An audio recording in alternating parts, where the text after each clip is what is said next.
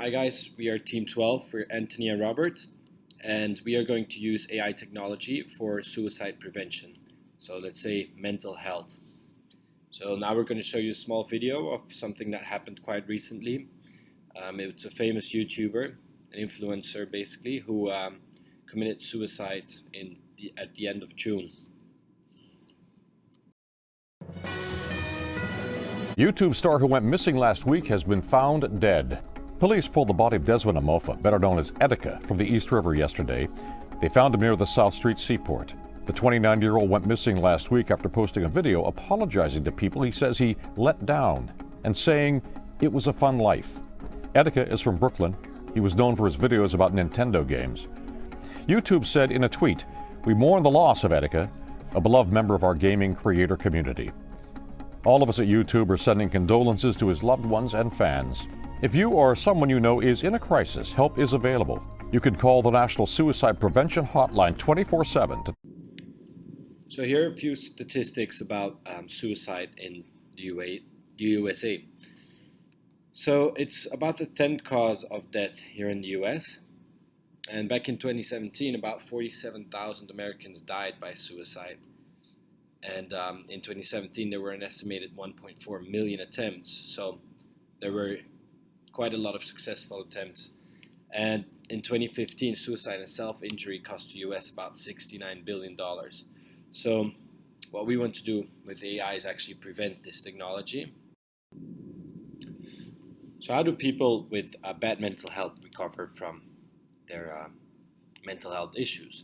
So you would think that it goes like the blue line, it goes in one straight line and people recover.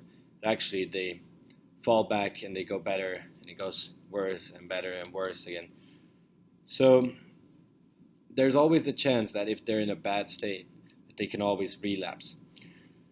So we actually want them to not have these very deep downfalls. That's why we are going to try and prevent this by acting earlier, because our AI technology will be able to recognize this. So how exactly is it being done now? So right now it is traditional ways that there's a patient who's unhappy mental health. A lot of times they're not going to see a doctor, but if they do, they're going to see a doctor, then there's going to be a scan of their profile, and then the doctor is going to take action. And it's going to be personalized to, of course, the problems of this patient. But a lot of times, these patients don't actually go to the doctor. And the way we would do it through AI is that we would have an algorithm that detects the social media behavior, the patterns, and other signals that basically that we've seen in the past, that people who are suicidal or people who have bad mental health want to go through, and then we can prevent these, red flag these people, send these to the organizations so they can take quicker action before it actually happens. So we're going to partner up with a few institutions. We're going to partner up with the Columbian University. We're going to partner up with the NYU and New York Presbyterian. We're also going to need a lot of help from the government and other entities. So what we're going to do, slightly explained in the previous slide, is that so we're going to look at all their medical records, their social media activity, their physical manifestation, and their vital signs of what, and basically let our AI learn from all the data we put in from previous people who had suicidal attempts. And this way the algorithm is going to red flag the people that do actually portray some of the signs that a lot of people in the past have shown that try to take suicidal actions. So that way we can take actions before it actually happens, before these people try to harm themselves, or if we can see signs of heavy depression, we can act on that quite quickly with all the data we've recovered from this person. So what are the benefits? So we're going to be able to diagnose and prognose depression. We're going to be able to support mental health by professionals who are going to be in the area. Mainly we're now focusing on New York City only. So obviously these red flags show up, and then professionals within the area of the patient will actually be notified so they can take action. There's 24/7 access because data is always collected through all their social networks, all their social activity, all their mobile activity. It's a lot less expensive than the current traditional method, and it's monitored care within the realm of anonymity. So obviously our data is going to be anonymous, but we are going to keep track of their data though.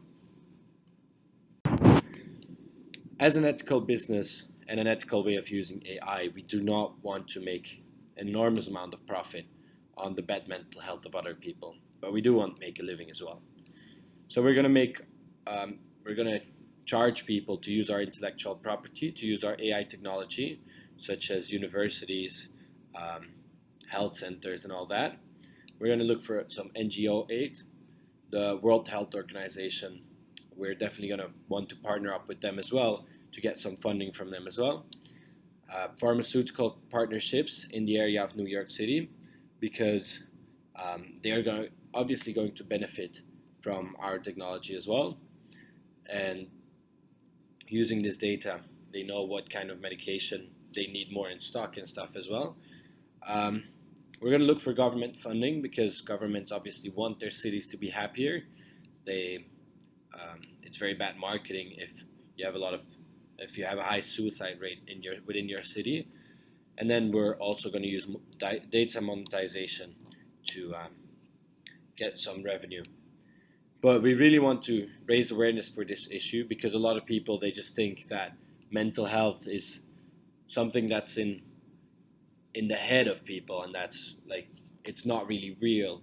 They treat it as a taboo. They really think that people who are very deeply unhappy, that they're just trying to scream for attention, but this is actually a very upcoming problem, definitely in this era, with social media pushing our limits of what is good and seeing other people very happy. This is actually making a lot of people very unhappy, and we just want to raise awareness on top of creating our AI technology, that this is a very urgent and growing problem in the current era. Thank you all for listening.